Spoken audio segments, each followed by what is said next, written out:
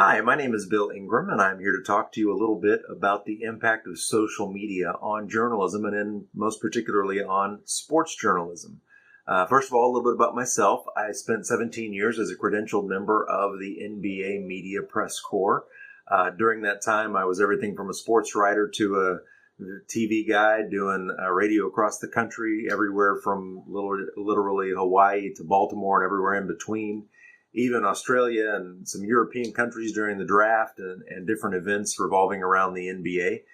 I've been the NBA TV insider for a litany of teams and done sports writing for a wide variety of outlets. The website that I started with a partner was called hoopsworld.com, and at one point we were the third largest network covering the NBA. So suffice to say, I've seen a little bit of everything and done a little bit of everything that has to do with covering the NBA. When we started, of course, there was no such thing as social media. Twitter was not around yet. Facebook was around, but it was more of a college thing. It wasn't as widespread as it is now. But one thing we realized fairly early on when those things came along was that those could be a critical way for us to get the word out about what we were writing. So once we became credentialed with the NBA, which was very difficult because we were viewed as just a website, then the next thing became how do we get our information out there and get people to come see what we're writing and see what we're doing. And Twitter was a critical part of that when Twitter was in its infancy. So on the one hand, social media became a very important part of what we did because it was how we publicized what we were doing. But on the other hand, it began to create an issue that made our jobs much more difficult over a period of time. Social media is great because it gives the average fan a way to interact with and perhaps even correspond with the players in the game and media personalities. And, I myself try to get right back to people who tweet me at the Rocket Guy. I'm pretty good about responding to questions or comments. And so it's a way of bringing the average fan really into the conversation and making them a part of the conversation. But the problem is it also opened the door for a lot of people to become recognized as NBA media who were not true experts. And so the impact that had was that where it used to be a very small number of people in the locker room who had the relationships with the players and general managers and owners and coaches and the people who made the news, as teams and as the league as a whole began to credential more and more people, and I'll use Bleacher Report as an example, which started as just a bunch of fans writing for free just because they wanted to write about the league, and they were not credentialed, and I don't know if they are now. But they became very, very big. The issue with that is the more people that are in the locker room, the fewer who are actually getting to talk to the players. So where I used to walk into a locker room and kind of look around and decide who I was going to do an interview with or a video feature with for that game, I would walk in and there'd be so many members of the media in the locker room that it was difficult to get that time. And then on top of that, because of the fact that many voices, people are really trying to stand out and to get retweets.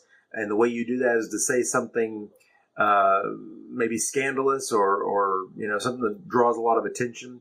And many times that's negative attention that actually hurts the player or hurts the team. And so the teams began to feel that they would credential more people, but give those people less access to the players.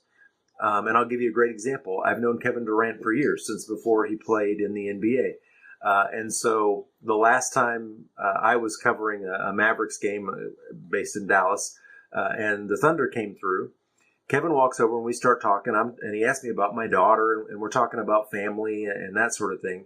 And the PR guy, who's an intern, comes over and literally puts his hand between our faces and tells me Kevin doesn't talk pregame. And so Kevin said, no, it's okay, we're friends. And then this intern kid tells him, no, you can't talk pregame. So Kevin kind of rolls his eyes, and we just wound up going out on the court and talking where the intern didn't see us. But, it became an issue that while social media meant that there were more people covering the game, those are not necessarily experts. They are not necessarily credible. And as teams begin to limit the what you're getting while you're in the locker room, and we'll credential you to come to the game, but we're not going to help you get what you need, or you're not going to be able to get what you need. Now it just becomes a matter of all those voices who can say the thing that's going to get the most attention, who can say the thing that's going to get retweeted the most or mentioned the most. And when that becomes the game, to me, in my opinion, that has been very damaging to journalism as a whole, because what's reported as news is often just opinion or rumor, and it's not really news, but we're starting to think of rumor and opinion as news. So on the one hand, you gain a lot of access, through social media. You become interactive with players and the people who are making the news, and that's a good thing. And it gets us excited in a different way about, for example, the NBA, because hey, maybe you mention Kevin Durant in a tweet, and maybe he responds to that tweet, or certainly a lot of other people might. But on the flip side, it does mean that the true experts who are there to really just do a job may be having a much harder time telling those stories that need to be told, because no one's talking because there's too many people in the room. So, it's a double-edged sword. I think there are definitely good things about social media and definitely bad things about it, particularly where it pertains to journalism. Can make things very difficult. My name is Bill Ingram, and I appreciate a few minutes to talk to you about the impact of social media on journalism, and especially the NBA.